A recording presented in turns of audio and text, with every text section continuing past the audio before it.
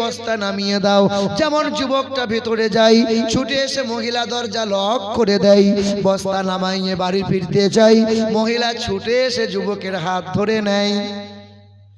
ওই মহিলা চোখের পানি ফেলে, ওই মহিলা চোখের পানি ফেলে বলে, এ যুবক আমি তোমাকে বড় ভালোবাসি। আহারে, কিন্তু নওজোয়ান যুবক আল্লাহর ভয়ে কান্না শুরু করে দেয়। ও দয়ার মালিক আল্লাহ, তুমি আমাকে হেফাজত করে নাও। এই চোখ দিয়ে কখনো হারাম জিনিস দেখি নাই, এই হাত দিয়ে কখনো হারাম জিনিস ছুঁই নাই, পা দিয়ে হারামে কখনো যাই নাই। ও দয়ার মালিক আল্লাহ, আমাকে রাস্তা বার করে দাও। কিছু সময় পর নওজোয়ান যুবকটা বলে, বোন আমার, তোমার ঘরে কি বাথরুম আছে? বলে, হ্যাঁ বাথরুম আছে। যুবকটা বাথরুমে গেল, বাম হাতে করে পায়খানা উঠাইয়ে গোটা দেহের মাঝে পায়খানা লাগিয়ে নিল। পায়খানা লাগিয়ে নেওয়ার পরে যখন বাথরুম থেকে বার হয়, ওই মহিলা বলে, পাগল, এ পাগল, বেরিয়ে যা, ঘর থেকে বেরিয়ে যা। যুবকটা ঘর থেকে বার হয়ে যায়, হাসতে হাসতে যাই। ঘরে গিয়ে গোসল করে নিল, তাহাজ্জুদের নামাজ পড়ে নিল, শুকরানার নামাজ পড়ে মালিকের দরবারে দুই হাত তুলে বলল, ওগো দয়ার মালিক আল্লাহ, জীবনে কখনো গুনাহ করি নাই, আল্লাহ তুমি আমাকে হেফাজত করে নিয়েছো। আজও আল্লাহ তুমি আমাকে বাঁচিয়ে নিলে। ওগো দয়ার মালিক আল্লাহ, জীবনে যেন কখনো গুনার কাজ না করি, আল্লাহ তুমি আমাকে হেফাজত করে নিও। যুবকটা মালিকের দরবারে শুকরিয়া জানাই। সকাল হয়ে গেল, পা পা করে হাঁটতে থাকে। পথের ধারে মানুষেরা নাক লাগিয়ে শুঁকতে থাকে। না না না, সেই দুর্গন্ধ শোকে না। সবাই বলে, নাও জোয়ান, তোমার দেহ থেকে সুগন্ধ পাওয়া যায়। কিসের সুগন্ধ? এই খুশবু আতরটা কোন বাজারে পাওয়া যায়, কোন দোকানে পাওয়া যায়? ওই নওজোয়ান যুবক বলে, এই আতর, এই খুশবুটা দুনিয়ার কোনো বাজারে নয়, দুনিয়ার কোনো দোকানে নয়। আল্লাহ পাক রব্বুল আলামিনকে খুশি করানোর জন্য দুনিয়া থেকে, দুনিয়ার গুনাহ থেকে আমি বেঁচেছি। দুনিয়ার গুনাহ থেকে আমি নিজেকে সরিয়ে নিয়ে দুর্গন্ধ লাগিয়েছিলাম। তাই তো আল্লাহ পাক খুশি হয়ে আমার চেহারায় জান্নাতের খুশবু দিয়ে খুশবুদার বানিয়ে নিয়েছে। এ যুবক, আল্লাহকে ভয় করো। রাসূলুল্লাহর সামনে তোমাকে দাঁড়াইতে হবে। কত গুনাহ করবে। কিছু কিছু মানুষ আছে গুনাহ করে, আর গুনাহ করার পরে হতাশা হয়ে যায়। না না, আমি হয়তো নামাজ পড়লে আর পছন্দ আল্লাহ করবে না, আমি আল্লাহর কাছে চাইলে পরে আল্লাহ আর পছন্দ করবে না। এ মুসলমান, তুমি আর কেমনে গুনাহ করলে? তুমি কি জানো না, নবীজির জামানায় এক সাহাবী ছিল, এক নওজোয়ান মানুষ ছিল। ওই মানুষটা এত বড় গুনাহ করেছে, এত বড় গুনাহ করেছে, আল্লাহ পাক তার গুনাহকে মাফ করে দিয়েছে। কি গুনাহ? যুবক রাস্তার ধারে বসে বসে কান্না করে। ওমরে ফারুক রাদিয়াল্লাহু তাআলা আনহু বলেন, যুবক কান্না কেন করো? আমি যে অপরাধ করেছি মুখে বলা যাবে না। বলো না যুবক, কি এমন গুনাহ করেছো? বলে, কথা বলা যাবে না। এই যুবকের কান্না দেখে ওমরে ফারুক রাদিয়াল্লাহু তাআলা আনহু কান্না করে। যুবক, চলো বাবা, চলো নবীজির দরবারে চলো, আমার রাসূল তোমাকে মাফ করিয়ে দেবে, চলো বাবা। যুবককে টানতে টানতে নিয়ে গেল। ঝরঝর করে কান্না করে, হাউমাউ করে কান্না করে। আল্লাহ পাকের কোরআনে আয়াত শোনায়, লা তাকনাতু মির রাহমাতিল্লাহ, নিরাশা হয়ে যাবি না, হতাশা হয়ে যাবি না। এক আল্লাহর উপরে আস্থা রাখ রে বান্দা বান্দি। কি এমন গুনাহ করেছো হে আমার উম্মত? কি এমন গুনাহ করলে? মালিকের দরবারে মাপ চাও। ফালিয়াদহাকু কলিলান ওয়ালিয়াবকু কাসীরা, হাসো বেশি, কাঁদো, হাসো কম, কাঁদো বেশি। যত চোখের পানি ফেলবে আল্লাহ পাক তত পছন্দ করবে। তাই তো নওজোয়ান যুবককে জিজ্ঞাসা করে, এ যুবক, বলো বলো, কি এমন গুনাহ করেছো বলো। যুবক, তুমি কি চুরি করেছো? না ইয়া রাসূলুল্লাহ, চুরি করি নাই। যুবক, তুমি কি কোনো ডাকাতি করেছো? না ইয়া রাসূলুল্লাহ, ডাকাতি করি নাই। বলো যুবক, বাপ মাকে খেতে দাও নাই? না ইয়া রাসূলুল্লাহ, এই গুনাহটাও আমি করি নাই। আল্লাহ রাসূলের সামনে সেদিন যুবকটা কাঁদে আর বলে, ইয়া রাসূলুল্লাহ, প্রতি রাত্রে কবরস্থানায় যায় আর কবরের ভিতরে ঢুকে কাফন চুরি করে নিয়ে আসি, ওই কাফনটা বাজারে বিক্রি করি, ওই অর্থ দিয়ে সংসার চালাই গো নবী। ইয়া রাসূলুল্লাহ, শুধু এই গুনাহ নয়, আমি এক রাত্রিতে এক কবরের মধ্যে ঢুকলাম, মাটিগুলো সরাইয়ে কবরের ভিতরে ঢুকে দেখি কাফনটা খোলার পর দেখি এক রূপবতী সুন্দরী মহিলা কবরের মধ্যে শোয়া আছে। আমি সেই গুনাহগার, যে গুনাহ মানুষ করতে পারে না, যে গুনাহ পশু প্রাণী করে না, এই রকম জঘন্য গুনাহ করেছি গো নবী। আমার লোভ সামলাতে পারি নাই, নফসের তাড়নায় পড়ে, শয়তানের ধোঁকায় পড়ে ওই কবরের ভিতরে ওই মহিলার সঙ্গে ব্যভিচারে লিপ্ত হয়ে গেলাম। আমি গুনাহের কাজ করে ফেললাম। যখন আমি গুনাহ করে আমি কবর থেকে বাহির হচ্ছিলাম, তখন ওই যুবতী মহিলা লাশটা কাঁদে আর বলে, হে যুবক, আল্লাহর ভয় কি হয় না? জাহান্নামের ভয় কি হয় না? আল্লাহর সামনে কি কোনোদিন দাঁড়াইবি না? রে যুবক, আমাকে শেষ গোসলটা দিয়ে কবরের মধ্যে শোয়াইয়া দিয়ে চলে গেল। আমাকে গোটা কবরস্থানের ভিতরে না পাক করে দিলি। এই না পাক অবস্থায় হাসরের ময়দানে দাঁড়াইতে হবে না রে যুবক, না। তোর কি আল্লাহর ভয় হয় না? ওগো দয়ার রাসূল, সেই দিন যেই দিনে এই গুনাহ করেছি আর রাতে ঘুম হয় না, খাবার পেটে যায় না গো নবী, আমার এই গুনাহ কি আল্লাহ মাফ করবে না? আমি ওই পাহাড়ে দাঁড়াইয়ে দাঁড়াইয়ে মালিকের দিকে চেয়ে চেয়ে ইস্তেগফার করে কান্না করেছি। ওগো দয়ার রাসূল, আল্লাহ কি আমার গুনাহ মাফ করবে না?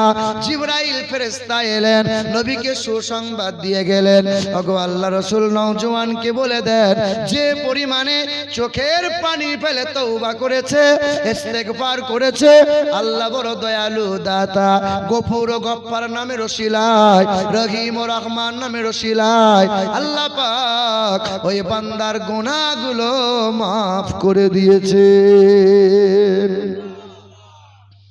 এ যুবক, এ আমার ছেলেরা, মেয়েরা, আমার ভাই বোনেরা, ঐতিহাসিক আলোচনা হবে। কমিটির ছেলেদের আবদার, হুজুর হাদিস কোরআন জীবনী তো অনেক হলো, একটু ঐতিহাসিক আলোচনা হবে। মুসলমান ভাইরা আমার, ও শিক্ষিত বন্ধুরা, পৃথিবীর জমিনে আল্লাহ রাসূল সাল্লাল্লাহু আলাইহি ওয়াসাল্লাম যখন আসলেন তিনি সোমবারের দিনে। আল্লাহ রাসূল যখন পৃথিবীর জমিনে আসলেন, মা আমেনা ফুঁপিয়ে ফুঁপিয়ে চোখের পানি ফেলেছিল, ফুঁপিয়ে ফুঁপিয়ে চোখের পানি ফেলল। আব্দুল মুত্তালিব শ্বশুর আর শাশুড়ি মা ছুটে এসে বলল, মা আমিনা, কাঁদিস না রে মা আমিনা, কাঁদিস না। কেন কাঁদবি রে? এত সুন্দর ফুটফুটে নুরানি চেহারা ওয়ালা সন্তান পেলি, আহারে কাঁদিস না, চোখের পানি ফেলিস না। সেই দিন মা আমিনা চোখের পানি ফেলে বলেছিল, আব্বা, ও আমার শাশুড়ি মা, আমার আব্বা, আমার মা, আমার কান্নার একটাই কারণ, আমার স্বামী নাই। আজ আমার স্বামী আব্দুল্লাহ যদি হায়াতে থাকতো, আমার পুত্র সন্তান মুহাম্মদকে দেখে আনন্দে আত্মহারা হয়ে যেত, ছুটে এসে আমার আব্দুল্লাহ আমার মুহাম্মাদের কপালে চুমা দিত, মক্কার বাজার থেকে একটা খেলনা কিনে নিয়ে আসতো, আমার মুহাম্মদ সেই খেলনা নিয়ে খেলা করতো। আজ আমার আব্দুল্লাহ নাই। আল্লাহ যেন বলতেছিল, এ আমিনা, আজ আব্দুল্লাহ নাই বলে হতাশা হবি না। আরে আব্দুল্লাহ যদি থাকতো, মক্কার বাজার থেকে কয় টাকার খেলনা নিয়ে আসতো, আমি আল্লাহ পাক আমার বন্ধুর জন্য আকাশের চাঁদকে আমি আল্লাহ খেলনা বানিয়ে দিলাম। আল্লাহর নবীর চাচা হযরতে আব্বাস রাদিয়াল্লাহু তাআলা আনহু বলেন, ওগো আল্লাহর রাসূল, আপনি 12 তারিখে ভূমিষ্ঠ হলেন, 14 তারিখে রাত্রিতে পূর্ণিমার রাত ছিল, পূর্ণিমার রাত ছিল। ওই পূর্ণিমা রাত্রিতে আমি আপনাকে দেখতে গিয়েছিলাম। আপনাকে দেখে আমি দেখলাম দুলনায় শুয়েছিলেন, আকাশের দিকে আঙ্গুলে ইশারা করছিলেন। এক আঙ্গুলের ইশারায় আকাশের চাঁদটা নড়তেছিল, একবার ডান দিকে যাইতেছিল, একবার বাম দিকে যাইতেছিল। যেদিকে ইশারা করছিলেন আকাশের চাঁদ নড়ছিল। আল্লাহ রাসূল ওই দিন বলতেছিলেন, চাচা আপনি কি জানেন না, শিশুকালে আব্বাকে পাই নাই, আব্বা কাঁধে চড়ে কোনোদিন ঘোরাই নাই, আব্বা আমাকে সান্ত্বনা দেয় নাই, কারণ আমার আব্বা নাই। কানাল কামার ইউনাজিনি ওয়া ইউহাকিনি ওয়া ইয়ামনাউনি মিনাল বুকা। ও চাচা আপনি কি জানেন না, আল্লাহ পাক রব্বুল আলামিন আমার জন্য আকাশের চাঁদটাকে খেলনা বানিয়েছিলেন। আকাশের চাঁদটা আমাকে সান্ত্বনা দিত, আকাশের চাঁদটা আমাকে গল্প শোনাইতো। আমি নবী ওই আকাশের চাঁদ নিয়ে খেলা করতাম। এবার বলো যুবক যুবতী যারা, পৃথিবীর জমিন থেকে সর্বপ্রথমে যিনি চাঁদে গিয়েছিলেন ওই বৈজ্ঞানিকের নাম কি কারো জানা আছে? ইতিহাস বলছি, কারো জানা আছে কি নাম? ওই বৈজ্ঞানিকের নাম হলো নীল আর্মস্ট্রং। শুনছেন? 1969 সালে জুলাই মাসের 20 তারিখে রাত 11টার সময় তিনি চাঁদে পা রেখেছিলেন। নাম হলো নীল আর্মস্ট্রং। চাঁদ থেকে ফিরে আসার পর সাংবাদিকরা প্রশ্ন করেছিল, স্যার আপনি যে চাঁদে গেলেন চাঁদের কি পেলেন? ওই দিন ওই বৈজ্ঞানিকটা বলেছিল, চাঁদে বিন্দুমাত্র অক্সিজেন নাই, চাঁদের মাটিটা কোনো উর্বরতা নাই। 3 নম্বর, চাঁদে কালো রেখা দাগ দেখতে পেলাম। সাংবাদিকরা প্রশ্ন করলো, স্যার আপনি যে চাঁদে কালো রেখা কালো দাগ দেখতে পেলেন, এই দাগটা কিসের দাগ? ওই দিন বৈজ্ঞানিক নীল আর্মস্ট্রং বলেছিল, আমাকে রিসার্চ করতে দাও। 6 মাস রিসার্চ করার পরে মিশর আজহার ইউনিভার্সিটিতে বক্তব্য রাখতে গিয়ে বলেছিলেন, আমি রিসার্চ করে দেখলাম, কোরআন পড়লাম, বাইবেল পড়লাম, ইকতারাবাতিস সাআতু ওয়ান শাক্কাল কামার, আমি জানতে পারলাম পৃথিবীর জমিন থেকে একজন বিশ্বের মহান নেতা আঙ্গুলে করে ইশারা করেছিল, যার আঙ্গুলের ইশারায় আকাশের চাঁদ 2 টুকরা হয়েছিল, আবার তারই আঙ্গুলের ইশারায় আকাশের চাঁদটা জোড়া লেগেছিল। আজও চাঁদে দাগ আছে, কিন্তু তাহার চরিত্রের বিন্দুমাত্র কোনো দাগ নাই। তিনি কে? বেঈমান আবু জেহেল বলেছিল, ও মোহাম্মদ বলো হাতের মুঠোয় কি আছে? নবী বললেন, তাকে জিজ্ঞাসা করো, তোমার হাতের মুঠো থেকে জবাব দেবে। বল কে দাঁড়িয়ে আছে?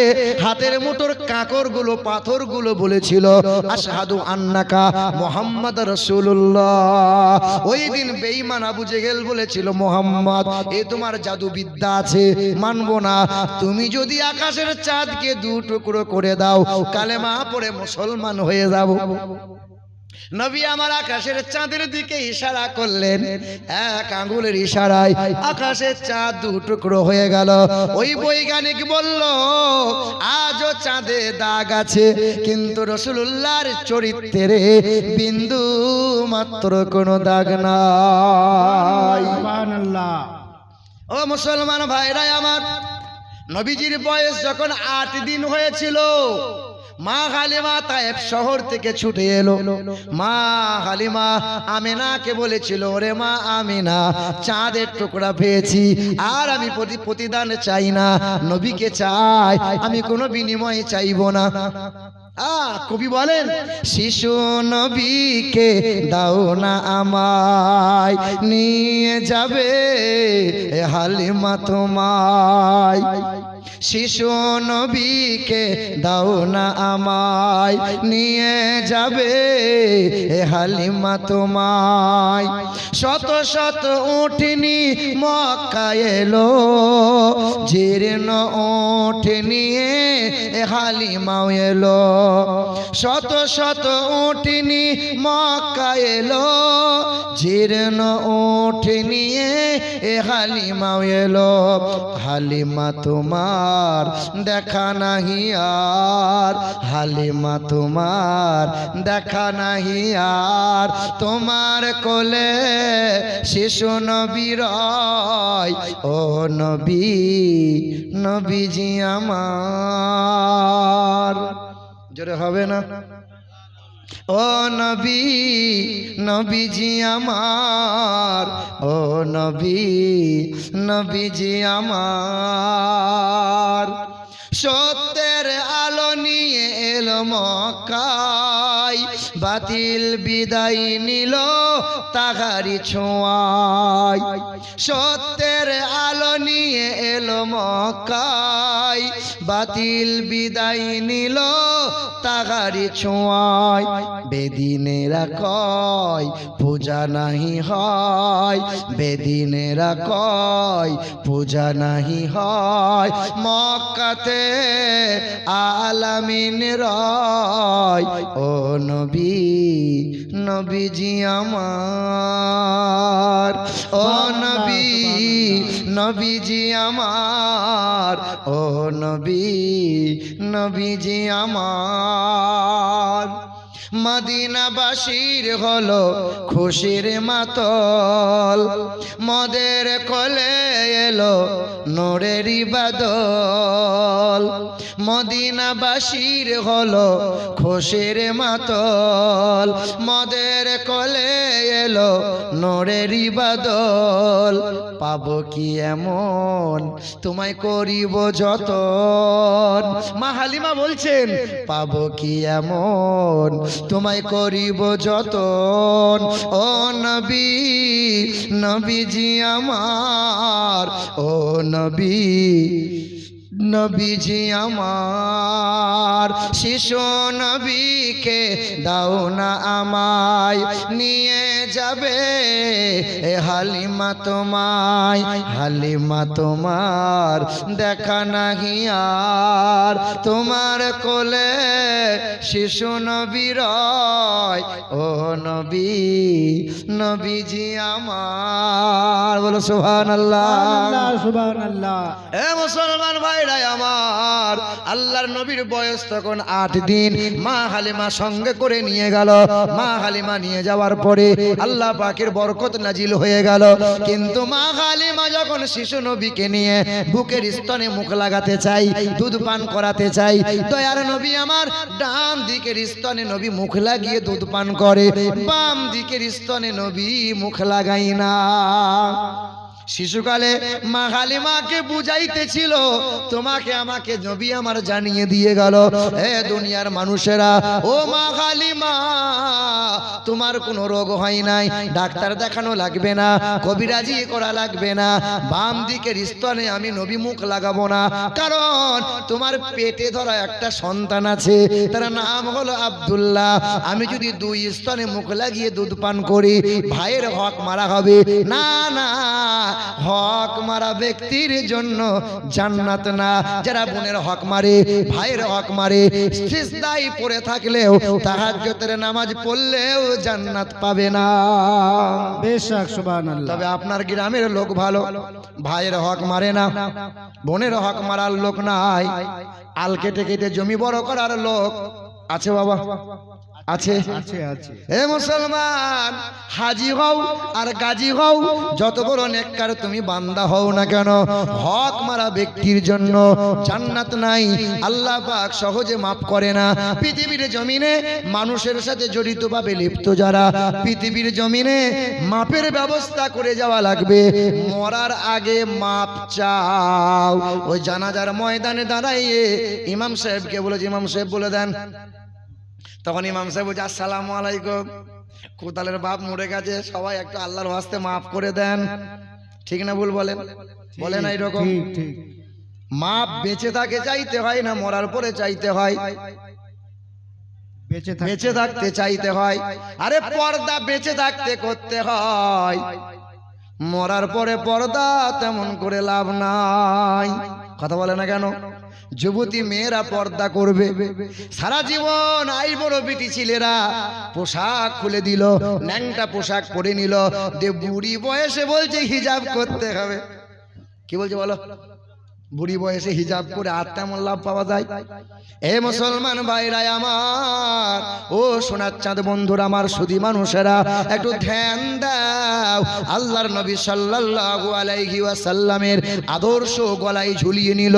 আদর্শ গলায় ঝুলিয়ে নিয়ে কত শত বৈজ্ঞানিকরা, কত শত পণ্ডিতেরা কালেমা লা ইলাহা ইল্লাল্লাহু মুহাম্মাদুর রাসূলুল্লাহ কালেমা পড়ে ঈমানদার হয়ে এক একজনা আল্লাহ পাকের ওলি বান্দা হয়ে গেল। সুবহানাল্লাহ, সুবহানাল্লাহ। এ মুসলমান ও আমার ভাইরা, কিছুদিন আগে মুর্শিদাবাদে বেলডাঙ্গা বলে একটা জায়গা আছে, গণেশ পূজা হয়েছিল। ওই গণেশ পূজার লাইটিং করেছিল। এ বাবু একটু বস। গণেশ পূজা হয়েছিল। ওই গণেশ পূজার লাইটিং এ এক আল্লাহর নামের সাথে গালমন্দ লিখেছিল। মুসলমানরা জানতে পারলো, আন্দোলন যখন শুরু করে দিল, আমার আল্লাহ এবং রাসূলুল্লাহর নামে কটূক্তি করলো। আহারে মুসলমানরা আন্দোলন শুরু করে দিল।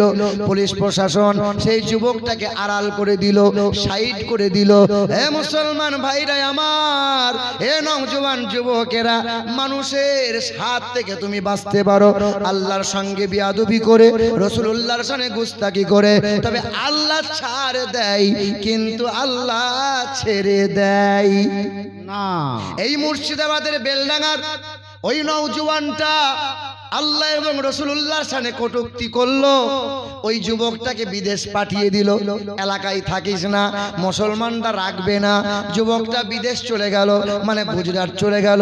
কর্মসূত্রে গুজরাটে থাকে আর মোবাইলে ছবি তোলে, কোরআন ছেড়ে আর ভিডিও করে, কোরআনটা ছেড়ে আর ভিডিও করে ফেসবুক সোশ্যাল মিডিয়াতে আপলোড করে। আহারে মুসলমান ভাইরা আমার, খবর পাওয়া যায় আল্লাহ পাকের গজবটা নেমে গেল। হাত পায়ের শিরাগুলো ধীরে ধীরে সব যেন বন্ধ হয়ে গেল। হাত পায়ের শিরাগুলো সব ভাঙতে লাগলো। আল্লাহ পাকের গজব এখানে ওখানে ছুটে ছুটে বেড়ায়। ঠাকুর বাড়ি বলো, বামুন্ডা বলো, কত শত হিন্দু মানুষেরা সলা পরামর্শ দেয়, অমক অমক ডাক্তার দেখাও। আরে যেখানে আল্লাহর মার, পৃথিবীর কোন ডাক্তারের ঔষধে আর কাজ হবে না। বেশক। শুনেছেন না আপনারা? ওই বাবরি মসজিদটা শহীদ করেছিল সর্বপ্রথমে কেঁচা মেরে যে মানুষটা শাবলে করে আঘাত করেছিল, যে মানুষটা শাবলে করে সর্বপ্রথমে বাবরি মসজিদের গম্বুজে আঘাত করেছিল, ওই মানুষটার নাম ছিল বলবীর সিং। আহারে নেতাদের উস্কানিমূলক মন্তব্য, নেতাদের ব্রেন ওয়াশ করা নিয়ে, আহারে ব্রেন চিন্তাধারা চেঞ্জ হয়েছিল। আর আর সেই মানুষটা বড় শাবল নিয়ে খোদার ঘর মসজিদের গম্বুজের মাথায় উঠে গেল, শাবলে করে আঘাত করলো। শাবলে করে আঘাত করে ওই খোদার ঘরে মসজিদে ইট নিয়ে পেশাবখানায় সাজাইলো। আর পেশাব করে আর বলে, এতদিন একটা পুণ্যের কাজ করলাম। কি কাজ? খোদার ঘর মসজিদের ইটে পেশাব করলাম। আল্লাহ বলছে, দাঁড়া দাঁড়া, আমি আল্লাহ পাকের গজব নামিয়ে দেবো।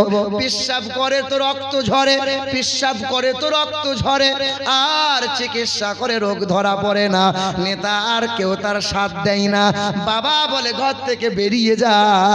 আমরা হিন্দু মানুষ হয়ে কোনোদিন মুসলমানদের ঘৃণা করি না। মসজিদ মাদ্রাসা কখনো ছোট চোখে দেখি না। মসজিদের পাশ দিয়ে গেলে হিন্দু মানুষ আমরা প্রণাম করি, সম্মান করি। না না, এই ঘরে তোমার জায়গা হবে না। বিবিও চেহারা ঘুরিয়ে নিল, বাবা মা ঘর থেকে বার করে দিল। এই বলবীর সিং মানুষটা বিভিন্ন জায়গায় চিকিৎসা করে, রোগ ধরা পড়ে না। বিদেশ চলে গেল, ডক্টররা চিকিৎসা করলো, রোগ ধরা পড়েছে ক্যান্সার। তবে ডক্টররা বলেছে মাফ করে দাও। আর আমাদের হাত নাই, ক্যান্সার 4 স্টেজে পৌঁছে গেছে। সুবহানাল্লাহ। কারণ এই ক্যান্সার যে 4 স্টেজে পৌঁছে গেছে, মানে আমাদের দ্বারা আর সম্ভব নয়। বলবীর সিং বলে ওই মুসলিম ব্যক্তিটা চিন্তা উদয় হয়ে গেল, এ মার দুনিয়ার কোনো ব্যক্তির মার নয়, এটা আল্লাহর মার।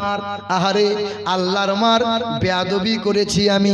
ওই মানুষটা দিল্লির জুমা মসজিদের ওই সিঁড়ির গায়ে বসে বসে কান্না শুরু করে দিল। একজন আল্লাহ পাকের বুজুর্গ বান্দা ছুটে এসে গায়ে হাত বোলায়, এ যুবক কাঁদিস না রে বাবা, কাঁদিস না, চোখের পানি ফেলিস না, কি হয়েছে বল বাবা, বাবা মা কি বেঁচে নাই? না না বাবা মা আছে। তাহলে বিবির জন্য কি কান্না করিস? না হুজুর তাও না। টাকা পয়সা কি নাই সেটার জন্য কান্না করি না। আমি যে অপরাধ করেছি, আমার অপরাধ আল্লাহ পাক হয়তো মাফ করবে না। কি এমন অপরাধ করেছিস রে বাবা?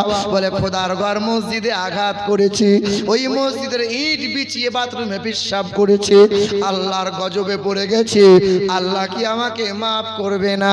লা তাকনাতু মির রাহমাতিল্লাহ। পাহাড় পরিমাণ গুনাহ হয়ে গেছে, সমুদ্রের ফেনার নাই গুনাহ হয়ে গেছে। মহান মালিকের দরবারে চোখের পানি ফেলে অঙ্গীকার করো, আল্লাহ দয়ালু, আল্লাহ বড় দাতা, আল্লাহ পাক মাফ করে দেবে। ওই মানুষটা গোসল করেছে, ছিঁড়া ফাটা পোশাক পরে, রোগা পাতলা মানুষটা দিল্লির জুমা মসজিদে কোরআনটা বুকে নিয়ে ঝরঝর করে কান্না শুরু করেছে। ও দয়ার মালিক আল্লাহ, দুনিয়ার ভিখারিরা এক হাত পেতে ভিক চাই, আমি বড় গুনাহগার, বড় ভিখারি, তোমার কাছে দুই হাত তুলে ভিক চাইছি গো আল্লাহ, আমাকে মাফ করে দাও। আল্লাহ তুমি যদি আমাকে মাফ করে দাও। এই মানুষটা বলতেছিল, আমি সেই নগণ্য গুনাহগার, আমি সেই জঘন্য অপরাধী, মসজিদ আঘাত করেছি আমি, মসজিদে আঘাত করেছি আমি, মসজিদের ইটে পেশাব করেছি আমি, আল্লাহ পাক আমাকে যেন মাফ করে দেয়। কালেমা পড়ে নিয়েছি, কোরআন বুকে তুলে নিয়েছি, আমার জন্য দোয়া করো যেন কোরআন বুকে নিয়ে কালেমা পড়তে পড়তে মৃত্যুবরণ করতে পারে। সুবহানাল্লাহ, সুবহানাল্লাহ। তুমি মুসলিম, তুমি মহাবীর, আতঙ্ক তুমি বাতিলের, বাঘের মতো গর্জে ওঠো, কোমর ভেঙে দাও জালিমের। তুমি মুসলিম, তুমি মহাবীর, আতঙ্ক তুমি বাতিলের, বাঘের মতো গর্জে ওঠো, কোমর ভেঙে দাও জালিমের। নতুন করে এঁকেছে ওরা নীল নকশা ষড়যন্ত্রের, নতুন করে এঁকেছে ওরা নীল নকশা ষড়যন্ত্রের, দিবা স্বপ্নে বিভোর ওরা বিজয় থামাতে দিনের। ওরা জানে না আমাদের ইতিহাস, ওরা জানে না আমাদের ইতিহাস, আমরা সৈনিক রসুলের। তুমি মুসলিম, তুমি মহাবীর, আতঙ্ক তুমি বাতিলের, বাঘের মতো গর্জে ওঠো, কোমর ভেঙে দাও জালিমের। বলো সুবহানাল্লাহ। নারায়ে তাকবীর, নারায়ে রিসালাত। সামাজিক সম্প্রীতি নষ্টের নামে, সামাজিক সম্প্রীতি নষ্টের নামে চালছে ওরা দাবার চাল, ইসলামের বিরোধিতা করতে ওরা সর্বদাই যে বড় মাতাল। সামাজিক সম্প্রীতি নষ্টের নামে চালছে ওরা দাবার চাল, ইসলামের বিরুদ্ধে বদনাম রটাতে ওরা সর্বদাই মাতাল।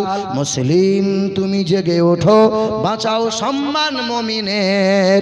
তুমি মুসলিম, তুমি মহাবীর, আতঙ্ক তুমি বাতিলের, বাঘের মতো গর্জে ওঠো, কোমর ভেঙে দাও জালিমের। বলেন নারে তাকবীর, আল্লাহু আকবার, নারে তাকবীর, আল্লাহু আকবার, নারে ইয়া রিসালাত, রাসূলুল্লাহ, আখলাকে আলা হযরত। জিন্দাবাদ। হায় মুসলমান, তুমি যদি আজকে গর্জে না ওঠো কবে উঠবে বলো? এই যে দেখেন না, আগেকার সময়ে মন্দিরে ঘন্টা হয়েছিল, মসজিদে হয়েছিল আজান, আগে কোনো ঝামেলা ছিল বাবা? না। আগে কোনো সমস্যা ছিল না। এখন হিন্দুরা বলছে আমরা বিপদে আছি। কারা বলছে? ওরাই বলছে। 700 বছর রাজত্ব করেছে আমরা মুসলমানরা, পর্তুগিজ রাজত্ব করেছে, ব্রিটিশ রাজত্ব করেছে, হিন্দুদের কোনো সমস্যা ছিল না। এখন দেশে রাজা হলো হিন্দু, আর আমাদের হিন্দু ভাইরাই বলছে আমরা এখন খুব বিপদে আছি। হ্যাঁ গো, শুনছেন না কিছু কিছু কট্টরপন্থীদের কথা? ওরা বলছে মুসলমানগুলোকে গাছে ঝুলিয়ে এলোপাতারি খেলা। আবার কেউ কেউ বলছে মুসলমানদের দাড়ি দূরে ছিঁড়ে দে। আবার কেউ বলছে মুসলমানগুলোকে দেশ থেকে তারা। বলছে কি বলছে না বলো? জি হ্যাঁ। আমরা মুসলমানরা ঘুমিয়ে আছি, আমরা মুসলমানরা নীরব আছি, কিন্তু মুসলমান যেদিন জেগে যাবে সেদিন কি আর পার পাবে? কি বলছেন বলেন? হ্যাঁ, জঙ্গলের রাজা সিংহ ঘুমিয়ে আছে, আর ভেড়ার দল সিংহের লেজ নিয়ে খেলা করছে। যে ভেড়ার দল বলছে আমরাই রাজা। ও ভেড়া জানে না যে সিংহের ঘুম ভেঙে গেলে ভেড়া ম্যা বলার কি আর সুযোগ পাবে? কথা বোঝে না, কথা বুঝতে পারছেন না? এ মুসলমান ভাইরা আমার, দেশের মাটিতে সবচেয়ে অবদান আমাদের বেশি। এই দেশের মাটিতে জয় হিন্দ বলে স্লোগান সর্বপ্রথম দিয়েছিল মুসলমান, তার নাম হলো আবিদ হাসান। এই দেশের মাটিতে ইনকিলাব জিন্দাবাদ